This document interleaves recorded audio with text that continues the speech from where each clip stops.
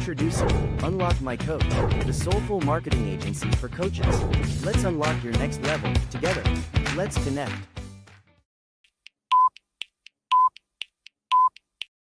Our world is actually changing. It's about this massive transformation that the entire earth is going through, where running a business is seen as a spiritual practice. As a spiritual business coach, I am helping people to model their business and working with people with who they are as a human being. So part of the spiritual path also involves opening up to energies, connection of things that we can't see. It does involve opening up our imagination and connecting also with things like our inner child. Spiritual path is that path of the healing and the opening up of those joints that maybe we had locked through those traumatic experiences. There's all these things that we can go through that can cause these kinds of locks up within us. It's really helpful to appreciate the growth that happened instead of criticizing it. That is an important part of success. Another is having amazing failures. So there needs to be some aspect of embracing failure,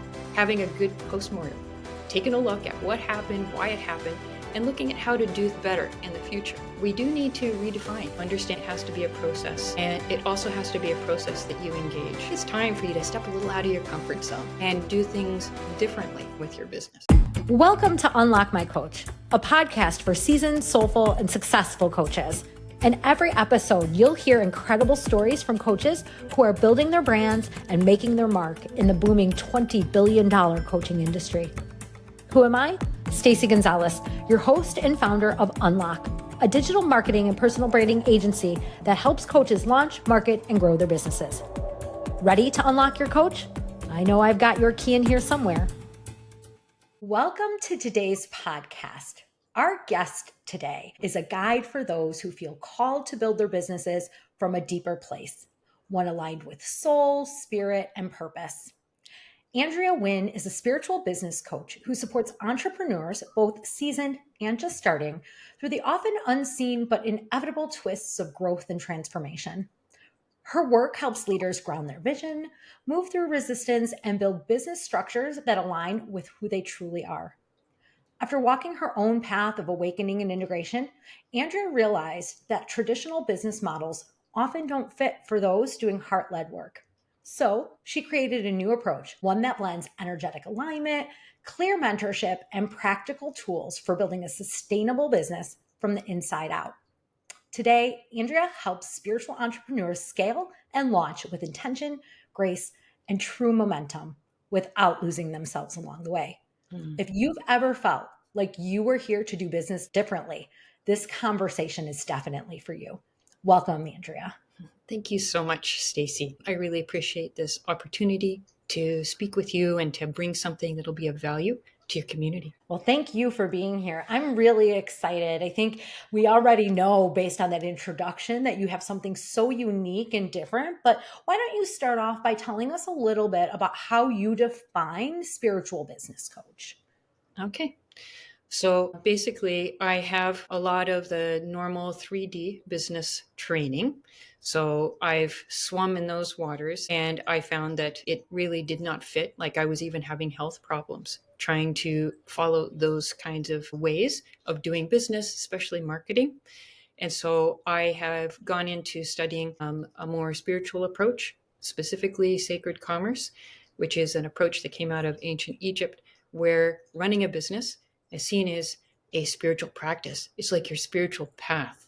And I think that that resonates with a lot of heart-centered entrepreneurs, that running a business, it is about working with your ego. And it is about opening up your heart, opening up your gifts, and being able to connect with others, speak with them, create conversations, and be able to serve them and lift the people that you help, lifting them up out of a place of perhaps just surviving into a place where they are thriving and able to develop themselves as spiritual beings. So as a spiritual business coach, I am helping people to model their business along as a spiritual practice, as their spiritual path. So I bring in a combination of some of the methods that we have all learned in traditional 3D business training. And I'm also bringing in things that will feel much more aligned for people.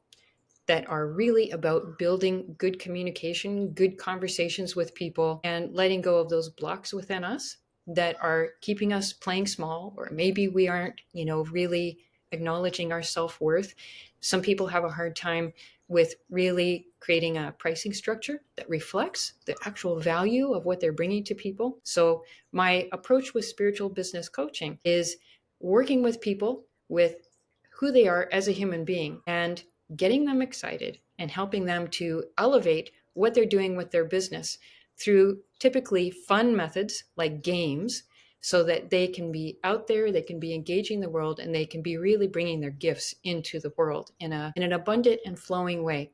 So the last thing that I'll just say is that I really look at having a balance between the divine feminine part of ourselves and the divine masculine. In terms of the divine masculine, a lot of people have learned some very traditional masculine ways that have really not been working at all, like not even working in our bodies. So some of it is a resocialization, bringing out our divine masculine to create really good structures for supporting a business that honor the divine feminine, that allow us to bring that nurturing, bring that healing, bring that coaching out into the world. We need to have the divine masculine as well. So bringing together a good union of our divine masculine and our divine feminine. So how do you receive that response? It was very off the cuff. Wow, wow. Well, there's a lot there. And for listeners who maybe would say, I'm heart led, but I don't know what 3D is or 5D is, or I've never thought about my business as an expression of my spiritual life, let's say. Because I think if we ask most people, would you consider yourself heart led? Most people, especially if you're in some sort of a coaching consulting where you're helping people transform their lives, would say, yeah, sure. Yes, I am. So what's the difference for people who are ready to kind of make that leap and really be able to say, I'm ready to really see what the nuances or the differences from the way I've been doing things? And also, as an extension of that, what does success typically look like? So when people start to work with you, how do they know they're on the right track? How do you determine what success looks like and feels like? That's a pretty loaded question, so I'm just going to write down the parts of it. And while you're doing that, I'll also add in for those listening that for myself, as I have kind of taken somewhat of this leap, it's what I've learned is it's a process. It's not a one and done. You don't make that decision and then all of a sudden, poof, there it is. There's a little bit of a process. So, Andrea, I'd love to hear what you're thinking. Great foundation, Stacey. So the first thing you asked about was a 3D to 5D, and I really appreciate you bringing this up so that we can all be on the same page, because I know that there's some communities that's all that they talk about, and then there's other communities they've never heard of it. So there is a very wide body of work that's being brought forward by many teachers. This is not centered on one teacher, that our world is actually changing. And so what we have had in the past is considered 3D, and that's very structured, very patriarchal, very rigid, very oppressive. And 5D is characterized as being very open, very loving, very sort of like all the things that a heart-centered person wants and lives. They are already cultivating that 5D way of living, and the whole earth is actually extending into that 5D. And there's many people that say that is why we're witnessing the incredible chaos, the unprecedented levels of chaos that we are experiencing in the world. It's about this massive transformation that the entire earth is going through. I find that a very positive way of seeing this kind of chaos. So the 3D to the 5D just means that we are moving in this direction towards having very loving, honoring communities and relationships, and loving and honoring relationship with Mother Earth, all the animals, the birds, all the creatures that we share this wonderful planet with. So just to get us on the same page about what I mean, 3D to 5D. And you asked about how might a business person make the leap into it becoming a spiritual path. Well, I'm not sure. I mean, this, of course, would relate with whatever your experience of spirituality is. And I realize that everybody's in a different place on that. A spirituality can be as simple as, I've had some people that I've worked with that say nature is my church. I go into nature in order to be in that place of connection with oneness with everything. So spirituality, for me, it's really about a process of how do we dismantle our ego? How do we dismantle all of these sort of awkward ways that we have grown up because maybe we had an abusive childhood, or maybe we went through a difficult marriage and had a traumatic divorce. There's all these things that we can go through that can cause these kinds of locks up within us. And then it is very difficult for us to be fluid and magnanimous as we are wanting to bring our gifts out to the world through our business. So really, in essence, for me, a spiritual path is that path of the healing and the opening up of those joints that maybe we had locked through those traumatic experiences, and opening ourselves to being a very vibrant and alive and participating and productive citizen of this world. So for me, that's what a spiritual path is about. And a lot of times it involves extending into a connection of things that you can't see. For some people, they see this as angels, other people as dragons. But in any case, it does involve opening up our imagination and connecting also with things like our inner child. So part of the spiritual path also involves opening up to energies that we can't see. And if anybody thinks that, if they really think that there is nothing beyond what we see in this world, I think that they have a very limited view, and they're probably not getting very far in their life and what they're doing. There is a lot out there that we can't see. So part of embracing your business as a spiritual path is opening up to asking for guidance, asking for support from the spiritual realms as well. I love that. I love that. It allows for people to have a whole lot of autonomy around how they might approach that path for themselves, the way that you describe that. I want to open up, a lot of people who listen to our podcasts are coaches, new coaches starting to build their business, starting to work with clients. You obviously have done that successfully and understand how to do that. So as you begin to or even when you first started to work with clients, or even now, how do you define success for yourself? How do you help your client define success? What does the coaching relationship look like? Because we find that when we get a peek into other coaches' worlds, it helps us as a coach enhance our own coaching and relationships with our clients. Well, thank you for asking that question, and thanks for elaborating on, you had asked before, what does success look like? So I think that this is a really important question, because when we're talking about breaking down old ways of doing things, breaking down old patterns within ourselves and within the business world, then we do need to redefine. We need to relook at what does success mean? And, when you asked this question, it made me think about when I first was just taking my first step into doing the unconventional and doing coaching. And I was working with a coach. And really, this was the beginning. And I had created my first offer. I think it was like $500 or $600 for like an 8-week online program. And I had put in my vision that I would fill it with 25 people. And I was like 8 or 10 people. I felt like a failure. My business coach, who was very spiritual, she said that I hadn't been committed enough to my vision. I didn't believe in it enough. Like, she took this sort of spiritual view that the reason you didn't get the result is because you didn't put the vibration out there to attract it. And I felt terrible. I felt so demoralized. And, it really took me years later to look back on that and to say, you know what? That's amazing.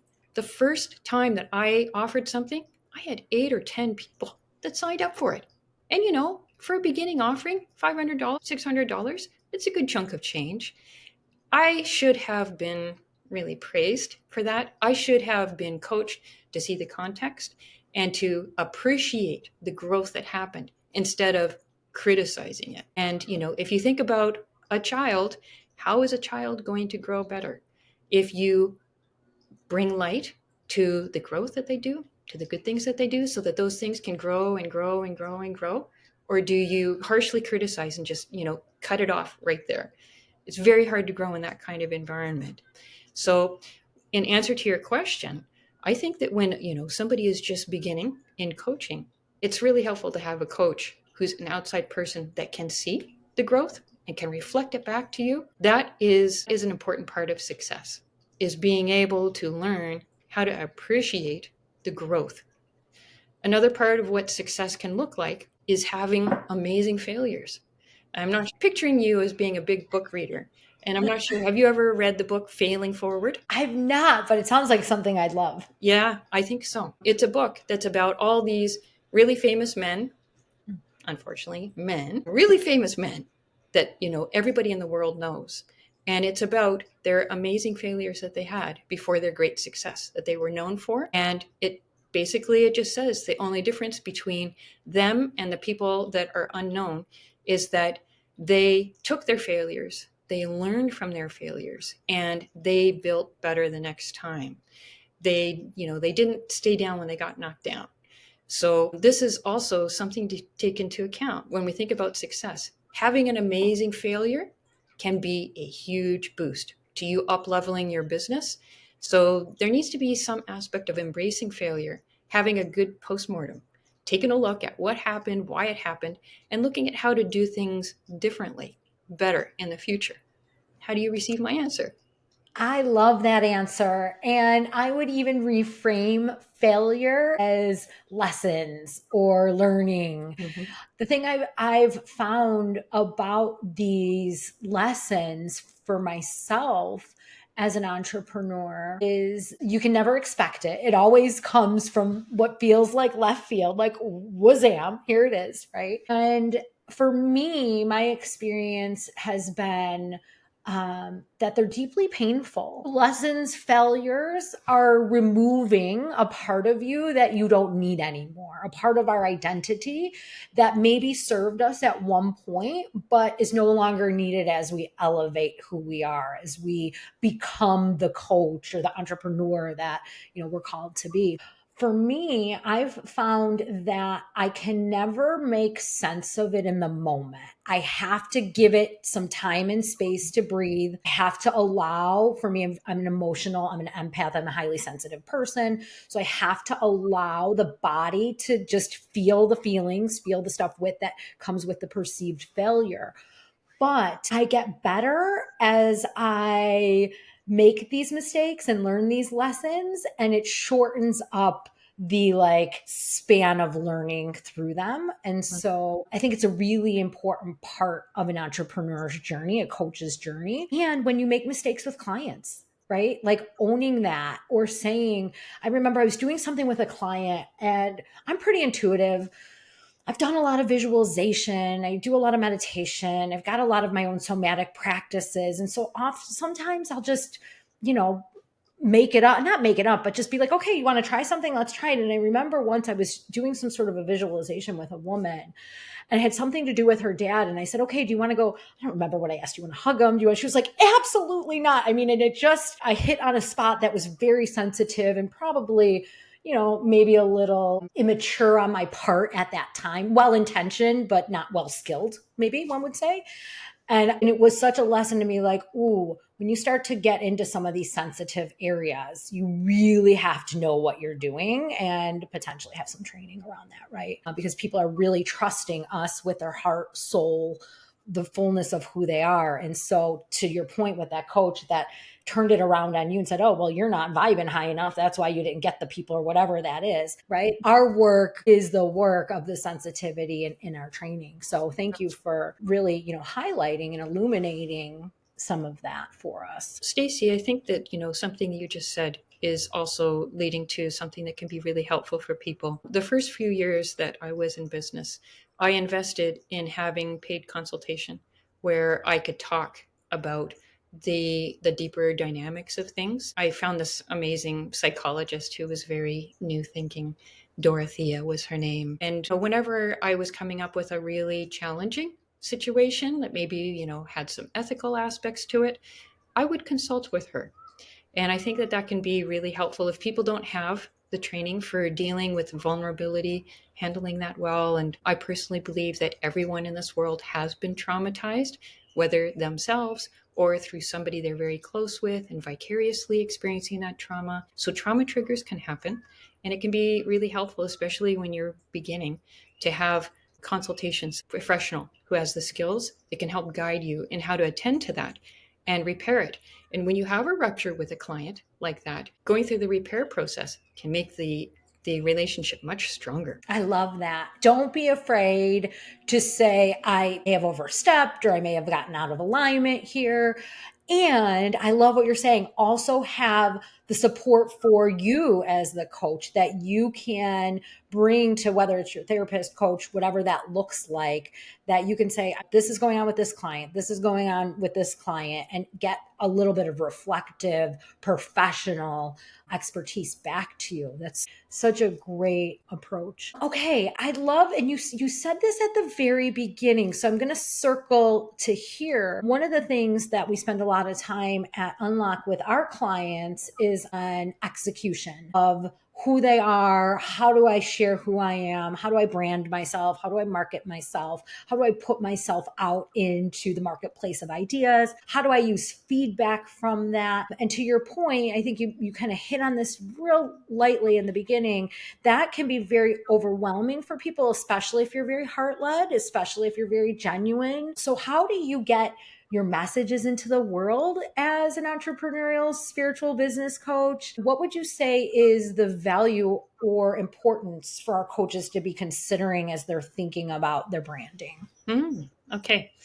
Well, I am, of course, coming from a very spiritual place on this. So I myself have done a lot of prayers to connect with guides to guide me in this. And that can be really helpful for the evolving process. You said before that, it's a process that takes time. So obviously it can help to invest in a service like yours. And what I would say about in my case is that I've created quite a relationship with my spiritual business team. I have a beautiful business altar behind me. You can even kind of see it there. It's the second shelf down. And I say a prayer there every morning. And I really feel that engaging the spiritual world opens up further magic to happen. So most recently for me, what happened was November the 6th, when the US election results were announced. I got up from that altar and I felt like I need to post a little YouTube message to all the Americans who are disappointed in the election results. And so I posted this little 3.5-minute video. I mean, I broke my morning routine and, did that instead. And the video went viral. And it's led me into this area of helping people with spiritual leadership, which, I mean, that's very close to being a spiritual business entrepreneur. You have to be a leader of your business. So that opened up this whole thing of becoming a YouTuber and posting, 4, 5, 6 videos every week and growing this tribe of really interested people and developing a business model around that, which includes, hosting a once a month free event and offering for people to have a 15-minute call with me, so we can meet, so I can hear what's on your mind. And that I think we all know, that can lead to learning what people need and being able to link that with what I have to offer. And honestly, my business has really taken off. So I'm giving this example. You did first say, how have you done it? I'm giving this example to say how magic can occur. And we need to be in a grounded place to be able to receive the magic and to respond, in a fluid way, and also bringing in, really good business structures for creating pathways of making relationship with new potential clients. So what I would say for people that are, on that path, which, I mean, everybody has had to go through that. And it's especially hard for people who are trying to do something different, who are heart-led. I like what you said before of understanding it has to be a process. And it also has to be a process that you engage. It's not going to cut it to sit back and just feel uncomfortable and to swim in your own head and to go in circles and for your business to stay flat. It's important to find some way of engaging support and resource, whether it's coaching, whether it is connecting with your spiritual guides. It's really important to find ways that push you out of your comfort zone, which maybe that doesn't sound like a nice heart-centered thing. But for me, it's a combination of the feminine that is warm and loving and appreciative, and the masculine that says, you know what? I think it's time for you to step a little out of your comfort zone. Like, why don't you try posting that video? So I think it's, it's a combination of, stepping a little out of your comfort zone and growing, expanding what you're doing with your business. That's such a beautiful story because you didn't walk into that like, I'm going to create a YouTube strategy. And if I do, 25 videos every 2 minutes and I'm going to get, it was no, from a very pure open place. Wait, I think I need to send this message and put it out there.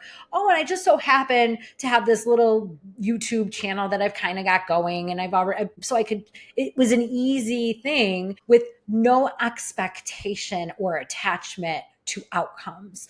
And that's one of the things that can be very easy to get tripped up on when we start executing on any sort of external marketing strategy or digital assets, is attaching like, well, I did 15 posts this week and I only, why didn't I? That's not the point. It's you're using that as a bit of a placeholder.